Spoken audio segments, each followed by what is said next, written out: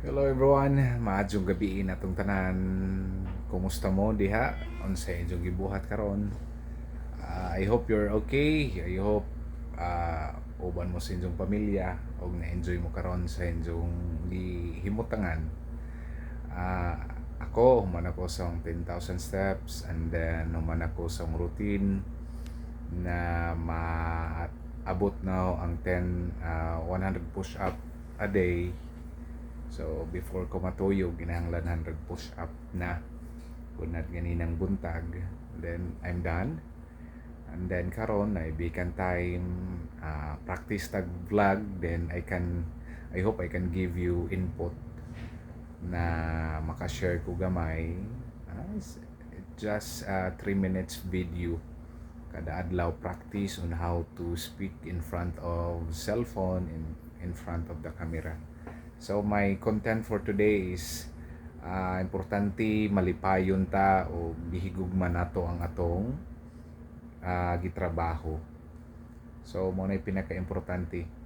Na duha ka butang para ta malipay sa atong trabaho. Malipayon o atong gihigugma atong trabaho. Kana na butang, kana na rason kung naana sud sa atong hunahuna o kasing-kasing, kung unsa imong trabaho, unsa imong negosyo, unsa imong career karon, kung malipayon ka, kung gihigugma nimo na daog na kas kinabuhi. Una, dili tanan nato gibuhat i-appreciate ta sa atong amo, sa atong amigo, sa atong kaila. Dili tanan na atong maadjong nabuhat na i-reward. Dili tanan maadyo na atong gi-perform na ay balik. Kung every time na mubuhat ta og sakto, and then we are expecting in return, so that's the time we feel disappointed. So number one, kinahanglan i-enjoy. We have to enjoy what we are doing. I-enjoy nato kung sa atong gitrabaho, kay na may gingon, success is not the secret to happiness, pero happiness is the secret of success.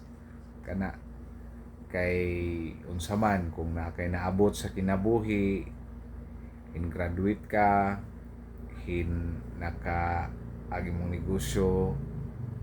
negosyo, okay ang dagan, ang imong position, na promote ka, that is very dali ra na time ang feeling ana.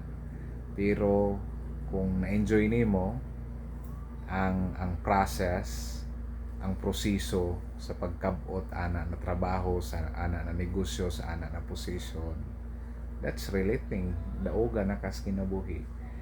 Ngano man ang mga bata na malipayon man sa dihang magduwa sila, tungod kay dili ilang goal na mo daog. Ang ilang goal is magmalipayon during the duwa, ilang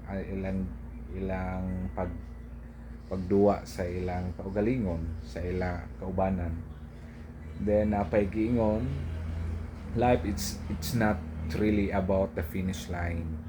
Dili ra ang atong kinabuhi, dili buot pasabot na adtos pag maabot na nato. For example, kung mahuman mo eskwela, mga estudyante, kung mahuman mo eskwela, it's not about the finish line, it's about the journey sa paghuman ninyo eskwela. Goon sa ninyo nagmalipayon ba mo, but life is really about enjoying the journey. So yun na siya mga higala. So kay kung mo ni atong mindset, anha na ta malipay kung mo graduate na, anha na ta malipay kung makatrabaho na, anha na ta malipay kung makaasawa na, anha na ta malipay kung mulos ta og weight. So it's very conditional. So ang happiness, it's a choice. So karon pa lang i-choose to be happy na. So number one, enjoy what you are doing. Number two, love what you are doing. Ano man, Kay kung gihigugma nimo ang imong gitrabaho, for sure you have time. Dili it's like you are working na dili bugat. Normal man kapuyon ta, dili tanan panahon magmalipayon ta sa atong trabaho, but we can choose to love our work. Atong higugmaon ang atong trabaho kay dili sa bugat. So yan ana siya guys, kung duha kana na duha na formula sa imong trabaho, sa imong career, sa imong negosyo na gi-enjoy nimo o gihigugma nimo, it's a process, proseso, dili ang finish line, dili ang goal nato na adiser na ta malipay kung madato na ta, adiser ta malipay kung ma-accomplish na nato. Kung kana ang atong mindset, kung kana mo ay atong measurement to success and happiness, lugi tas kinabuhi. Makabot nimo, nakabot nimo ang imong trabaho na gipangandoy, and then you're not happy, dili ka malipayon, you're miserable, so gansita. And then life is too short to focus on the things that we don't like. Kung ang imong trabaho dili ka enjoy, dili ka happy, so maybe you find another job na mas malipayon ka or laing negosyo. Do not focus on money, ang kwarta kay mawaya ra na. Ang importante ikaw mismo sa imong kaugalingon, mga higala, magmalipayon ka o higugmaon nimo ang imong trabaho. Naigingon sa Tagalog pa, once lang tayong mabuhay sa mundong ito, dapat galingan na natin mabuhay, sarapan na natin at ibigay na natin ang ating galing. So guys, I hope na nakahatag og inputs na duha ra ka sekreto in everything we do. Enjoy and love what we are doing.